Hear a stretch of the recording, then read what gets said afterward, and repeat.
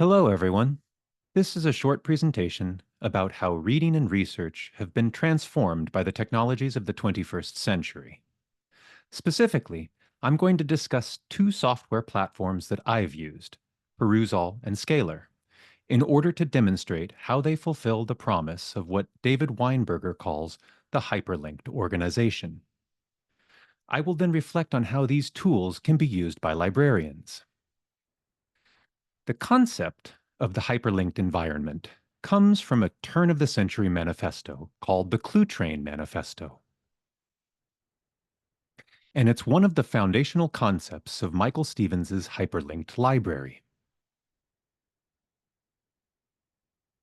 The hyperlinked organization outlines the new characteristics, qualities, and potential of business organizations that were being revolutionized by the internet at the dawn of the 21st century.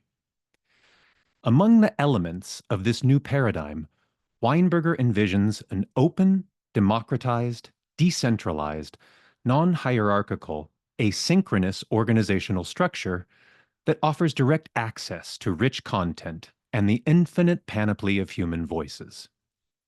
Hyperlinking these voices enables us to have human conversations like never before, annihilating the traditional boundaries of space and time and enhancing collaboration. Applying this ethos of the hyperlink to the institution of libraries means that the hyperlinked library will be a flexible human library that exists everywhere, has no barriers, thrives on participation and conversation, and embraces constant change. Such a library is better equipped to inspire joy in its users and facilitate their lifelong pursuits of learning, exploration, and storytelling. Turning now to Perusall and Scalar, I wish to argue that these two tools of digital pedagogy embody the ethos of the hyperlinked library and have great potential for creative use in academic and public libraries, and perhaps even in school libraries. I began to use these tools just after the onset of the COVID-19 crisis in order to participate in an online reading group dedicated to complex experimental fiction.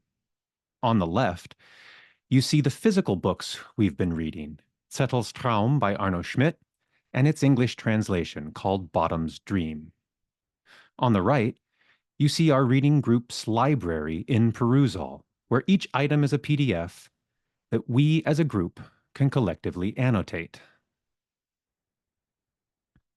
This slide shows the Perusall interface, with the text of the English translation on the left and the group's conversation about it on the right. This particular conversation is one that I started, which includes a passage from elsewhere in the book that uses grave and acute accents to suggest the spray of a sprinkler. Perusall allows readers to insert text, images, links, videos, audio, and more into the conversation bar.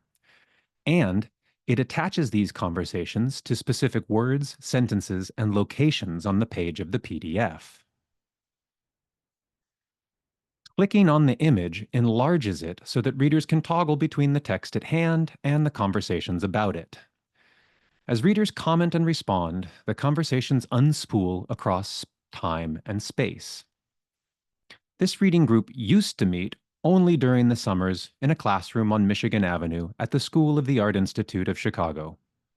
Since 2020, however, our group has had a somewhat stable but ever-changing roster of participants from around the globe: Los Angeles, Chicago, Germany, Turkey, India, and Japan. We actually have one member who joins our weekly Zoom call in the middle of the night from Japan. We are decentralized, asynchronous, and everywhere. I've logged on to our Saturday morning Zoom call from places as far-flung as Los Angeles, Portland, Las Vegas, Houston, Chicago, Hawaii, Paris, and more. I even joined the group on Boxing Day last year from the passenger seat of the car. Let's turn now from Perusall to Scalar. This slide shows a hyperlink that I put in the Perusall conversation that directs to the Scalar site I've built for Bottom's Dream research and experimentation. Scalar is a born digital, open source, media rich, scholarly publishing platform that is as easy as blogging.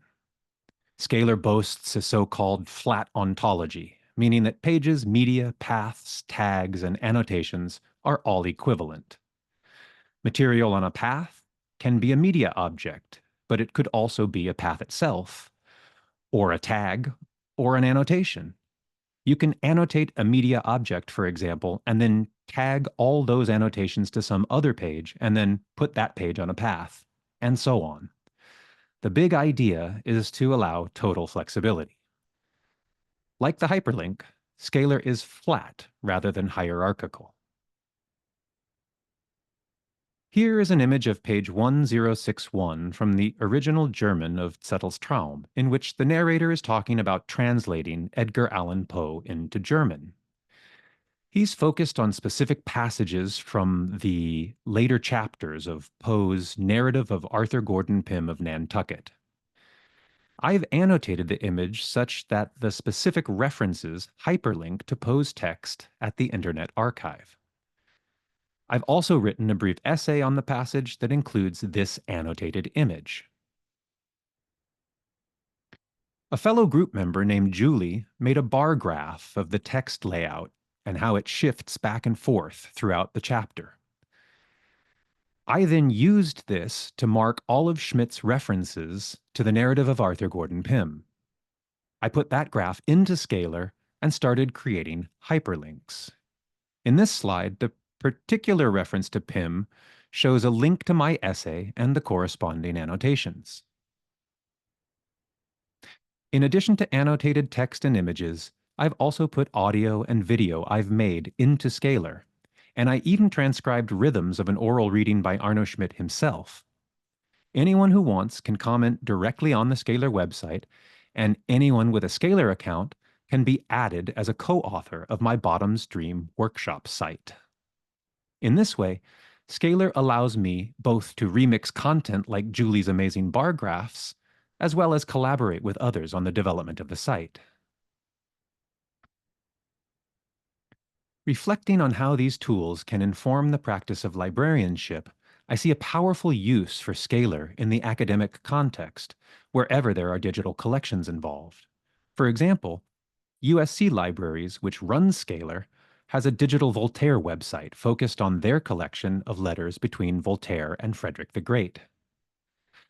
Another example is the architect Wayne Thom, whose buildings are throughout Southern California. USC Libraries' Wayne Thom website allows the visitor to explore his buildings by type, firm, timeline, and map. In 2021, I participated in a Scalar workshop, and indeed, most of the participants were academic librarians who wanted to train their faculty on how to use Scalar as a teaching tool for students to explore and work with the library's digital collections. Public libraries also have digital collections, of course, as is the case at the Santa Monica Public Library, where I work as a library assistant. I am interested in the potential of Scalar to engage those interested in Santa Monica local history and make the digital collections more accessible. Likewise, Santa Monica offers book groups that could perhaps benefit from a tool like Perusall, which eliminates barriers to participation and allows human conversations to flourish, wherever and whenever. Thank you very much for watching this presentation. Take care.